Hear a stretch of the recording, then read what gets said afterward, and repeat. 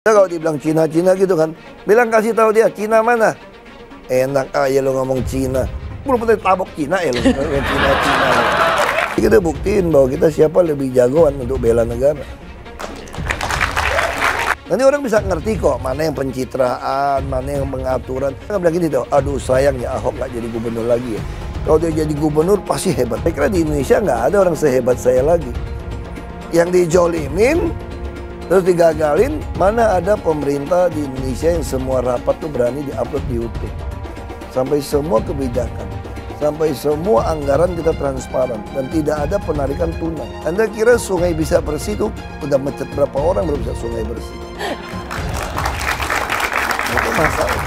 Kalau saya dianggap mencet orang itu tidak santun, nggak ada Jakarta hadir. Bu Mega itu pasti akan mendukung yang rakyat pengen. Makanya dia selalu dukung yang petahana, yang baik, yang kerja. Itu saya udah kenal beliau lama. Saya pikir Pak Jokowi juga tahu kan mana teman, sahabat yang benar gitu kan. Saya baru saja melewati tol apa tadi? Serpong. Bayar berapa? 22.000. Suwe emang lo pada. Suwe banget beneran. Najis dah gua lo. Najis bener-bener deh gue dah. Mau pulang ke rumah gue, karena bilang jangan lewat tol, bapakmu yang lo ngajarin jangan lewat tol. Nah kan sono kan semua pada lewat sono semua. Gue mau jalan pulang ke rumah gue, bisa lewat sini. Lewat sono muter-muter. Lo yang bikin, lo yang apa disuruh paksa. Apaan sih di negeri ini? Kayak budak gue nyari duit buat lo pada semua. Pak Heru berhasil menjadi tokoh utama transformasi birokrasi Jakarta dalam waktu yang relatif singkat. Ini sangat menampar Anies dengan keras. Iya, anehnya si Anies ini katanya berpihak kepada rakyat kecil, tapi menerima aduan saja dia tidak berani. Heru langsung menggebrak lewat kebijakan yang sangat dinanti-nantikan warga. Sekaligus membuat pendukung Anies kejang-kejang. Ketidakbecusan Anies mulai terkuak. Lantas selama ini Anies itu kerja apa? Si Anies nggak mau melanjutkan apa yang dikerjakan oleh Ahok. Si Anies malah memilih dengan cara naturalisasi. Tapi itu pun gak dikerjakan juga sampai habis masa jabatannya. Kan kampret tuh. Selama 5 tahun bercokol di balai kota, kebijakannya menyebabkan banyak kolam air alias banjir di berbagai wilayah ibu kota. Anies tidak layak jadi capres. Yang dipamerkan hanyalah prestasi receh yang dibesar-besarkan. Jadinya lebay. Sudah saatnya kemunafikan ini diketahui oleh semua orang. Meski hanya sekitar 2 tahun menjabat, semoga pejabat gubernur Heru diharap mampu mengejar ketinggalan DKI Jakarta yang terlantar selama 5 tahun. Kebenaran saya memilih untuk menjadi cawapres karena kita melihat figur cawapres saat ini sangat memprihatinkan, maka saya memilih untuk posisi sebagai cawapres. Benar-benar kita siap untuk menjadi cawapres begitu.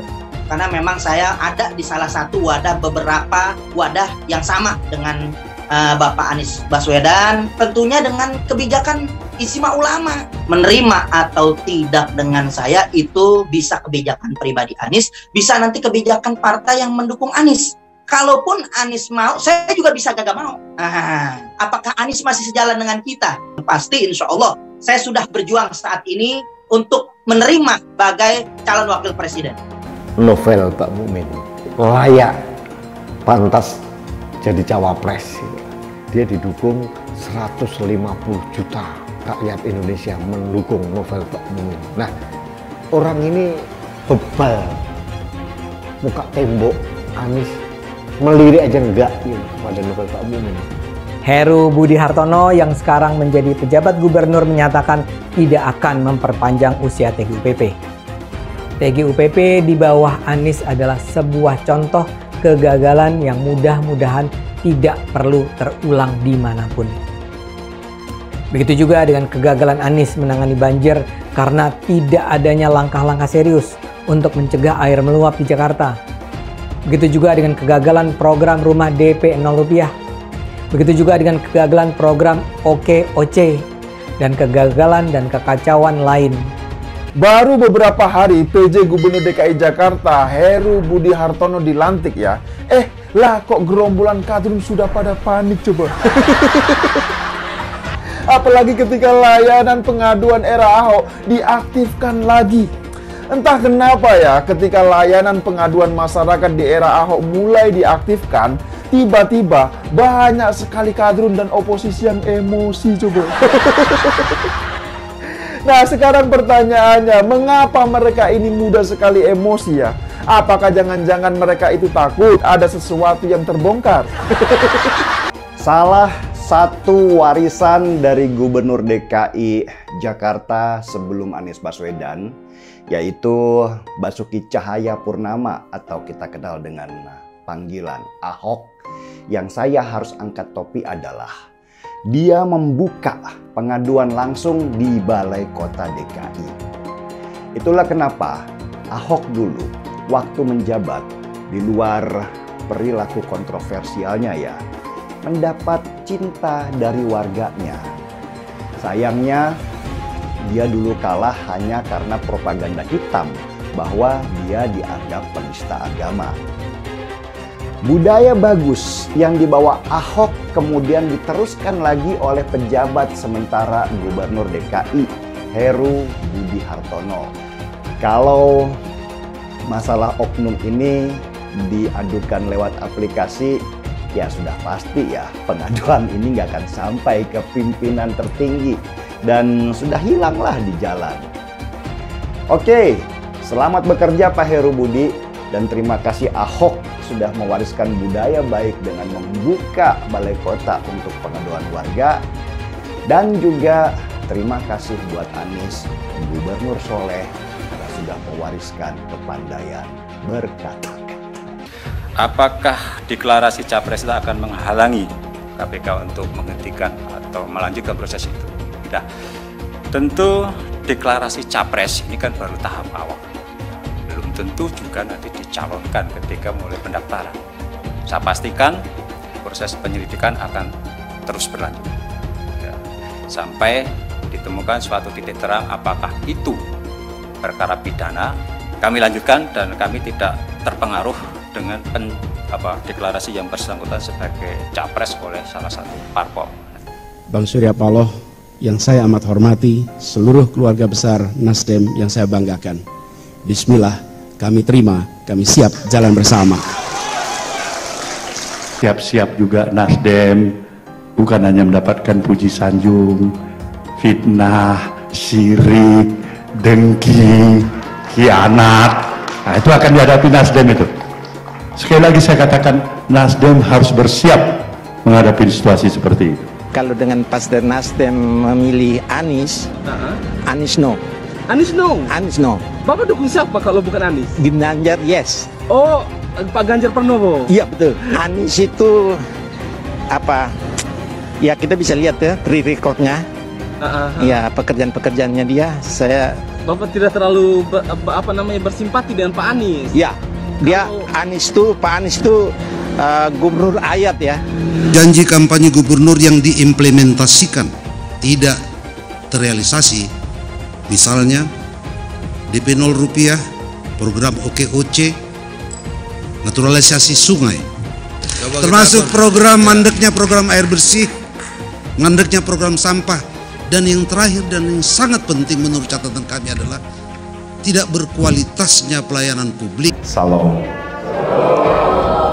Izinkan saya menyampaikan rasa syukur bahwa berkat atas izin Tuhan Yang Maha Kuasa, dan semoga hari ini menjadi hari bersejarah yang kita akan ingat dalam perjalanan hidup kita. Anies Baswedan mengunjungi gereja.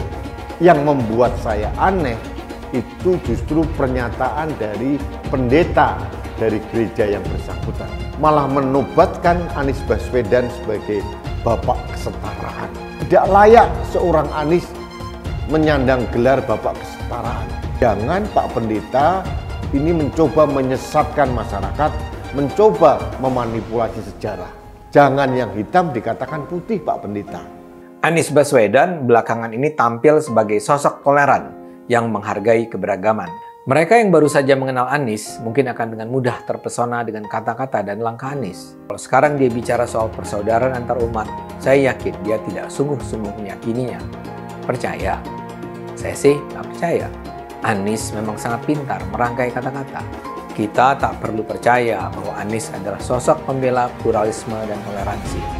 Bapak Ibu, saudara-saudaraku, akhir-akhir ini ramai sekali ceramah seorang yang melarang kita untuk berteman dengan orang dari agama lain.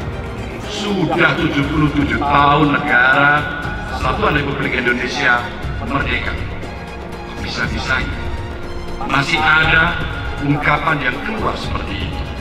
Saya ingatkan, jangan ada lagi politik identitas. Jangan ada lagi politisasi agama.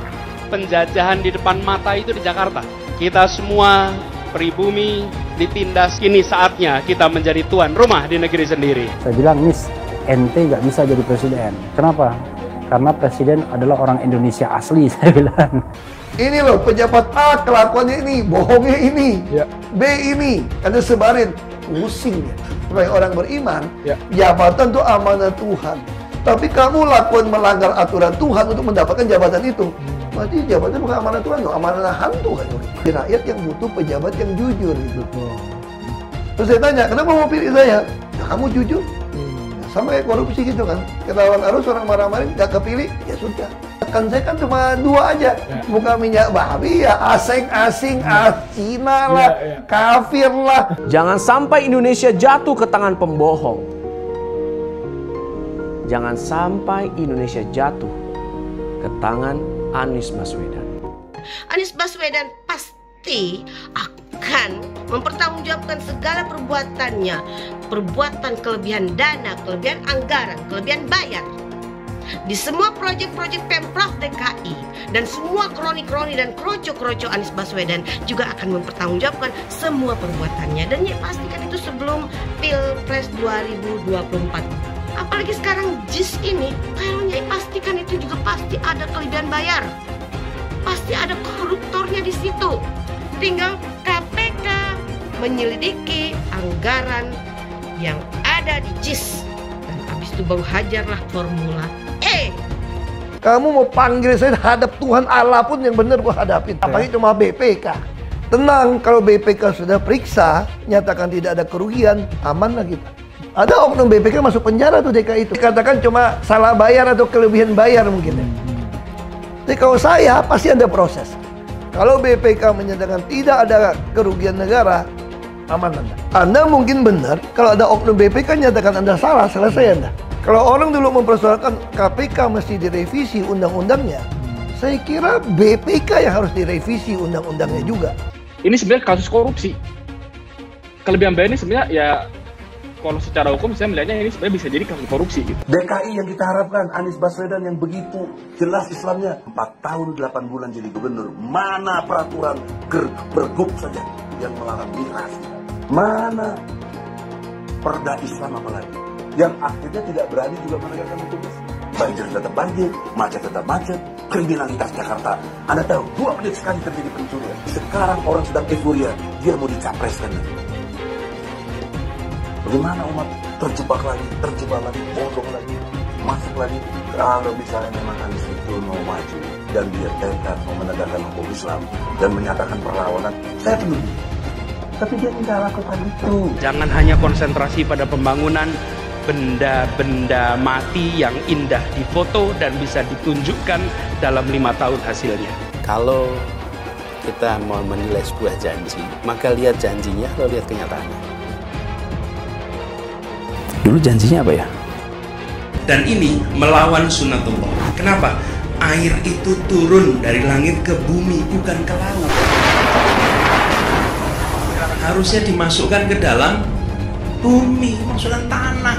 Di seluruh dunia air jatuh itu dimasukkan ke tanah.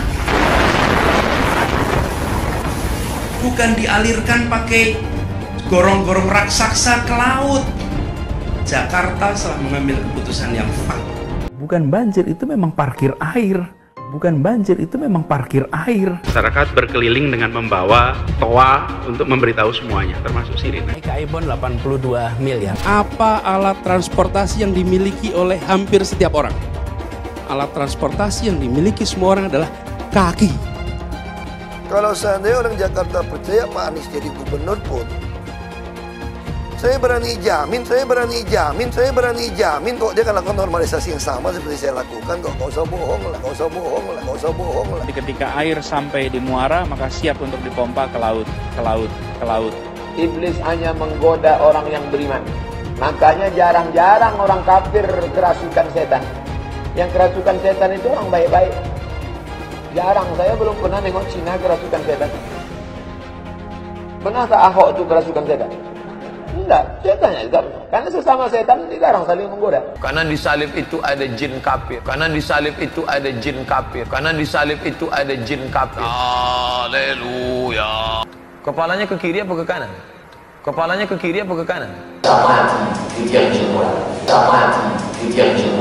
Tetap percaya salib itu lambang mulia, bukan jin. Kok ketawa? Aku nggak nyindir siapa-siapa loh. Saya nggak pernah mundur untuk kebenaran, keadilan, kejujuran. Dan peri kemanusiaan, gue gak pernah mundur. Dan gue gak pernah takut juga sama lu. Siapapun yang rasis, gue akan hadapin. Karena rasis itu tidak berperi kemanusiaan. Sama saya ditanya dulu kan, kamu nyesel gak statement kamu di Pulau Seribu sehingga masih masuk penjara? Tidak pernah nyesel. Karena saya mengatakan kebenaran. Hai semua, dengan saya Jonas Leong. Terima kasih banyak buat kalian, penonton setia yang selalu menonton di channel ini. Saya secara personal sangat menghargai waktu kalian. Dan saya sudah menganggap kalian sebagai family karena kalian selalu support di channel ini. Bagi kalian yang selalu menuliskan opini kalian di kolom komen, saya baca komen kalian satu persatu. Saya baca komen kalian untuk mengetahui opini kalian, tanggapan kalian, dan masukan kalian sangat berguna untuk video selanjutnya. Terima kasih banyak buat kalian yang selalu menekan tombol like di awal video. Video seperti ini membutuhkan waktu dan juga research. Dan ini semua gratis untuk kalian. Jadi pastikan kalian menekan tombol like-nya, supaya saya mengetahui kalian menyukai konten yang saya bagikan. Kalau dibilang Cina gitu kan, bilang kasih tahu dia Cina mana? Enak aja lo ngomong Cina. Belum pernah tabok Cina ya lo. Cina. Kayak gitu. Ya bapak saya selalu bilang kan, kita ini asli Indonesia. Jadi kita buktiin bahwa kita siapa lebih jagoan untuk bela negara. Bahkan ada yang mengatakan Pak Ahok ini bukan gubernur, tapi karyawan perusahaan pengembang. Iya. Itu sih terserah mereka kalau ngomong apapun. Sekarang kalau saya membela mereka, mungkin nggak saya minta kontribusi 15% dari setiap penjualan lahan. Terus sekarang setiap sertifikat layak fungsi dari gedung-gedung itu, mereka harus menyumbangkan trotoar dan ducting, sistem apa itu istilahnya ducting ya, untuk kabel-kabel bawah itu sekeliling luasnya mereka. Terus kamu naikin koefisien luas bangunan, mesti bayar kita sesuai NJOP. Nah sekarang kalau saya gubernur pengembang, saya harus tekan dong, tidak mau. Terus bilang saya bela pengusaha, hanya bongkar yang miskin, yang kaya enggak. Sekarang kalian sadar nggak kampung pulau tidak banjir? Saya masukin alat berat itu, 13 ruko. Dari zaman Belanda mereka udah punya ruko, saya robohin. Saya paksa bayar dia. Dia mau gugat saya waktu itu. Saya katakan saya nggak ada pilihan. Sekarang Ciliwung udah gitu parah. Dia bilang saya lahir di Jatinegara. Kakek saya udah buka toko dari zaman Belanda. Bagaimana Anda bisa robohkan, ganti rugi kami saja? Kan kami kan ada langganan, ada goodwill. Saya bilang nggak ada pilihan. Kamu mau gugat saya saja. Kamu mesti ingat kalau kamu gugat saya, orang miskin nggak bisa lawan orang kaya nggak bisa nantang pejabat. Saya nggak ada pilihan, saya harus korbanin ruko kalian. Nggak pernah ada catat loh, 13 ruko yang dari zaman Belanda saya robohin untuk masukin mulai kerja kampung pulau. Ya orang kampung pulau dirobohin, bilang saya menindas orang miskin. 13 ruko saya sikat, nggak ada yang ngomong. Kalau dibilang ras, turunan Cina lagi ramai semua situ. Jadi memang orang-orang itu kan cuma orang buta saja ngomong. Karena nggak bisa jual program, cuma maunya nyerang Ahok melulu kan. Programnya kagak jelas, asal bukan Ahok. Itu kan namanya rasis otak lu kalau gitu, otaknya. Nah terus Anda bilang pulau ini nanti beli dari mainland China beli. Sekarang pakai otak pelan-pelan gitu ya. Harus dengar baik-baik ini. Semua pulau hasil reklamasi itu sertifikat punya DKI. Kamu bikin sertifikat, data sertifikat saya itu hanya 30 tahun. Waktu kamu nyambung itu kena bayar 5% HPL. Kayak Ancol sekarang teriak. Ancol kan reklamasi. Terus setengahnya buat fasum fasos. Setengah lagi kira-kira lah, ngambil gampangnya gitu ya. Yang bisa dijual 5% untuk kami. Lalu yang bisa kamu jual, saya minta 15% NJOP buat bayar kepada kami. Membangun rumah di atas 5%. Supaya pegawai-pegawai yang tinggal di pulau, yang kerja di pulau bisa dapatin subsidi yang murah. Salah di mana coba? Makanya saya tanya gitu loh. Bagaimana bisa asing menguasai pulau ini? Asing menguasai saham kita apa nggak lebih parah? Nambang kita dikuasai asing apa nggak lebih parah? Yang ngomong tanya deh, pernah nggak perusahaan kamu jual ke investor asing? Waktu jual investor asing tuh pakai konferensi pers bangga banget. Saham saya diakuisisi oleh perusahaan ini. Kok bangga? Kok kamu nggak bilang nasionalisme? Dia mau inden juga pengusaha Tiongkok nggak goblok. Sertifikat punya kita kok. Bukan karena saya turunan Cina lalu saya anti Tiongkok. Saya beli nggak bus Tiongkok? Enggak. Saya beli yang Eropa. Scania, Mercedes. Iya dong. Nasionalis sejati adalah orang yang bisa memanfaatkan hubungan internasional untuk kepentingan rakyat kita. Kita bukan anti asing. Saya nggak pernah ngelawan orang, kok cuma orang aja beda arah sama saya.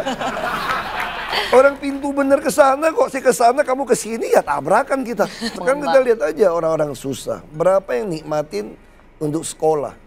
Kita tahun ini bisa capai 740.000 lebih orang untuk kita biaya dengan KJP.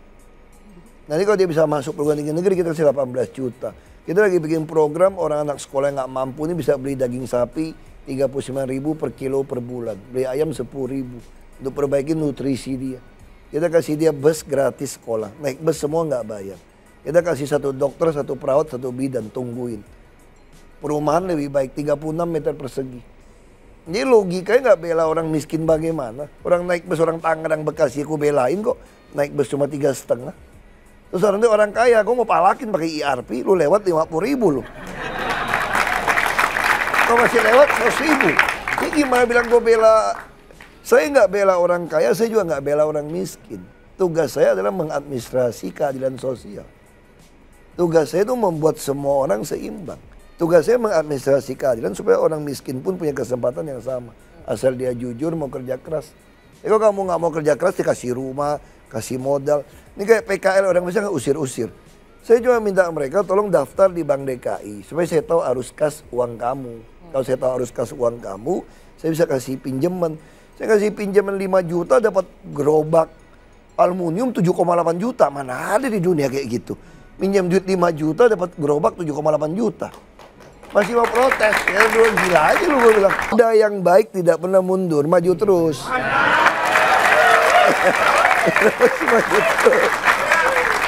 Saya kira di Indonesia nggak ada orang sehebat saya lagi. Yang dijolimin, terus digagalin, dan saya jamin sampai Oktober 2017, Jakarta berubah. Orang akan sadar bahwa ini beda. Saya bilang sama beberapa teman-teman DPRD DKI, kalau kalian bisa jatuhin saya, orang lihat progres Jakarta makin baik, padahal belum baik kan. Orang akan bilang gini tuh, aduh sayang ya Ahok nggak jadi gubernur lagi ya. Kalau dia jadi gubernur pasti hebat, padahal belum tentu hebat kan. Belum tentu hebat kan. Nah, itu persepsi. Paling enak itu dikira hebat lalu kita berhenti tau nggak. Kalau saya keluar, kalau saya terusin kamu biarin saya terus jadi gubernur, wah itu saya kerja setengah mati loh. Kalau gua nggak hebat rusak dong nama gua. Nah, lu pikir-pikir sendiri sekarang. Kayaknya pusing sendiri.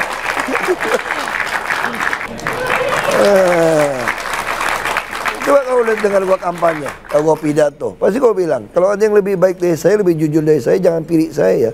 Kalau Bapak Ibu pilih saya itu bodoh loh. Masa duit bisa beli motor Jepang, beli motor Cina, mau gak lu beli mocin? Nggak mau kan?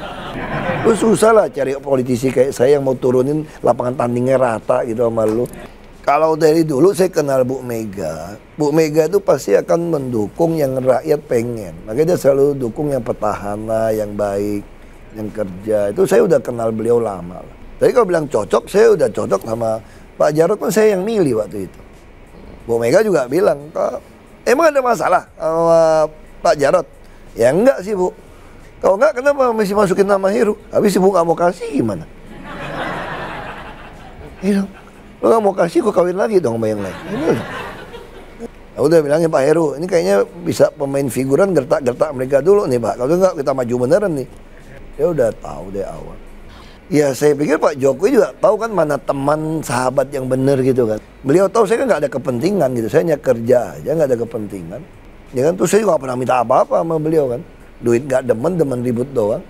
Tapi beliau bilang, ya istri saya juga sama stres kalau kita pikirin. Istrinya juga nggak pengen dia jadi presiden. Tapi kalau rakyat butuh gimana? Ya makanya Pak Jokowi bilang, kaum yang butuh ya harus terusin gitu loh. Dia ngomong gitu, ya masa saya mesti ngotot yang enggak gitu.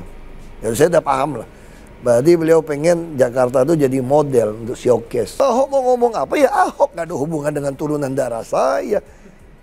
Ya kamu juga nggak tahu saya punya turunan darah Thailand dari nenek saya. Saya ada turunan darah Melayu dari nenek saya. Nggak bisa dong jadi patokan. Kalau Ahok nggak baik ya Ahok yang masalah. Kenapa mesti nyangkut turunan, nyangkut agama saya gitu. Justru yang ngomong itu yang nggak ngerti, itu yang namanya provokator. Nanti orang bisa ngerti kok mana yang pencitraan, mana yang pengaturan. Jadi saya kira nggak usah khawatir lah kalau memang kamu mutiara mau dibuangin di kubangan kerbau juga mutiara, pusing amat. Tapi banyak juga pihak yang menurunkan semangat kita kan. Udahlah Ahok, ngapain sih lu masuk politik? Lu mending dagang aja lah, dibenci orang ngapain sih? Banyak juga yang kayak begitu. Ya Gus Dur kasih semangat aja lah ya. Waktu kita gagal di Babel, kan saya bilang gugat ke MA waktu itu. Ya Bang Gus, udahlah Gus, gak usah gugat-gugat lah. Orang Cina gak bisa jadi gubernur Gus. Gus Dur kasih semangat. Ikut kampanye juga Gus Dur ya? Kampanye. Dia bilang siapa bilang. Jangan jadi gubernur, jadi presiden aja kamu bisa. Dia bilang, itu Gus. Tadi Gus Dur kasih semangat seperti itu. Indonesia ini pengen ada gubernur turunan Tionghoa lah. Itu pikiran Gus Dur seperti itu. Supaya kita selesaikan, jangan orang menuduh Tionghoa itu hanya binatang ekonomi, hanya mau untung. Emangnya suku yang lain nggak sama juga kalau dia serakah? Sama aja. Gus Dur tertarik dengan keberanian seorang Ahok. Seorang minoritas yang berani tampil untuk merebut posisi dari kelompok yang sudah dominan. Ini buat Gus Dur sangat menarik. Karena buat Gus Dur ini adalah suatu pembelajaran untuk menegakkan konstitusi dalam kehidupan berbangsa dan bernegara. Ahok dianggap sebagai sosok yang bersih, jujur dan terbuka. Makanya bagi saya sederhana kan, kalau kamu mau dibilang bersih, maka kamu semua rapat kamu, semua sisi kamu harus transparan. Dan kalau kita bicara bukan kita mau istilahnya mau sombongin, mana ada pemerintah di Indonesia yang semua rapat tuh berani diupload di YouTube. Sampai semua kebijakan, sampai semua anggaran kita transparan dan tidak ada penarikan tunai. Jadi saya kira kita udah di dalam pemerintah kita tuh sudah nggak ada rahasia. Tuh waktu saya marah, semua orang punya sifat marah. Ini udah nggak tahan dibaik-baikin, udah nggak mau dengar. Orang-orang yang pejabat kita itu kalau dia udah main ini, kita baik-baikin dia pun ngomong baik-baik nggak mau. Dia udah kaya lebih pintar, ya satu-satu cara ya dipermalukan depan umum. Cuma itu satu-satu hukuman sosialnya. Nah itu memang ya pasti kontroversi sih. Nah, saya sadar betul kok yang saya kerjakan itu serba susah. Dulu kenapa saya marah-marah? Karena saya nggak bisa mecat orang. Ngomong ke Pak Jokowi bilang sabar. Ya saya gertak dia. Nah kalau sekarang saya ngapain gertak? Kalau sekarang dia udah nggak benar, saya ngomongin, marahin nggak benar. Apa dia main politik, saya sikat aja depan. Saya pecat aja udah, pusing amat. Nah kalau kita nggak main pecat-pecat, nggak ada cerita Jakarta hari ini. Anda kira sungai bisa bersih tuh udah mecat berapa orang baru bisa sungai bersih? Itu masalah. Kalau saya dianggap mecat orang itu tidak santun, nggak ada Jakarta hari ini. Nggak ada rumput bisa hijau di mana-mana. Saya suka kasih contoh, waktu itu ada anak-anak kecil datang ke tempat saya. Pertanyaannya sama gitu loh, anak kecil gitu, anak-anak TK. Pak, kenapa Bapak marah-marah? Kenapa Bapak arogan, lawan semua? Saya waktu itu bingung jelasin sama anak TK ini gimana jelasin. Turunin layar, diputar itu film Nemo. Turun film Nemo itu, waktu itu ikan-ikan tertangkap di jaring. Si Dory juga di dalam. Si bapaknya Nemo nggak bisa masuk. Lalu si Nemo ngotot mau masuk, karena dia bisa masuk. Bapaknya bilang jangan. Akhirnya si Nemo teriak, berenang ke bawah. Akhirnya semua mau ke atas sampai dia ngap-ngapan. Akhirnya kemudian ikut berenang ke bawah. Hasil lepas lah. Waktu lepas si Nemo itu pingsan tuh. Yang ditolong ingat dia nggak? Enggak. Pergi. Jadi kalau kita lihat, saya bilang yang Bapak lakukan itulah Nemo. Saya mau tanya sama anak-anak, apakah Nemo arogan? Seorang ikan kecil kok sok mau ngatur ikan-ikan lain untuk berenang ke bawah? Dan resikonya nggak ada yang peduli sama kamu loh, kamu terkapar. Yang peduli cuma bapaknya yang panik, pikir Nemo mati.